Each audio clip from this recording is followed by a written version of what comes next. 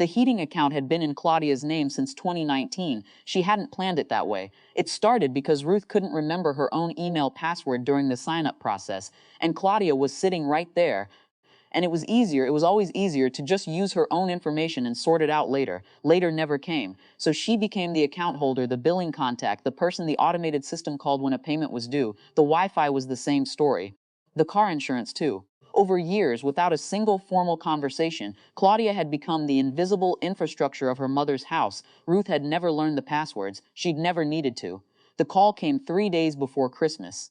It started about logistics, whether Claudia was driving up or taking the train, and moved, as their calls often did, toward harder terrain. Ruth had a gift for this, beginning in the practical and arriving, without seeming to travel at all, somewhere that left a mark. She said it without raising her voice. That was the thing people never understood about Ruth. She never needed to shout, "Don't bother coming. You've always been a disappointment anyway." Claudia sat with the phone in her hand for a long time after the call ended. She wasn't crying. She was noticing something, a sensation she didn't have a clean word for. Not quite anger.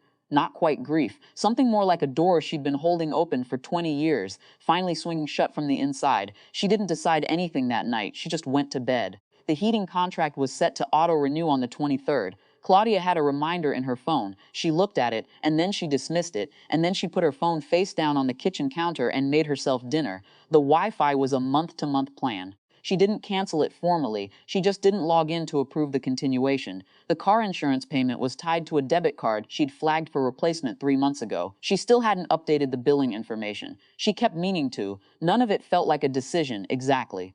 It felt more like setting down something heavy she'd been carrying. So long she'd forgotten it had weight. She spent Christmas quietly, coffee in the morning, a book she'd been putting off, a walk in the early afternoon when the cold was sharp but manageable.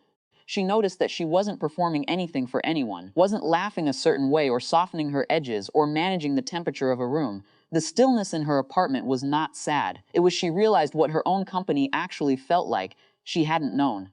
By late afternoon on the 24th, the heat in Ruth's house had cut out. Claudia knew because the provider sent a service notification to her email, account holder alert, disruption to billing, automatic suspension.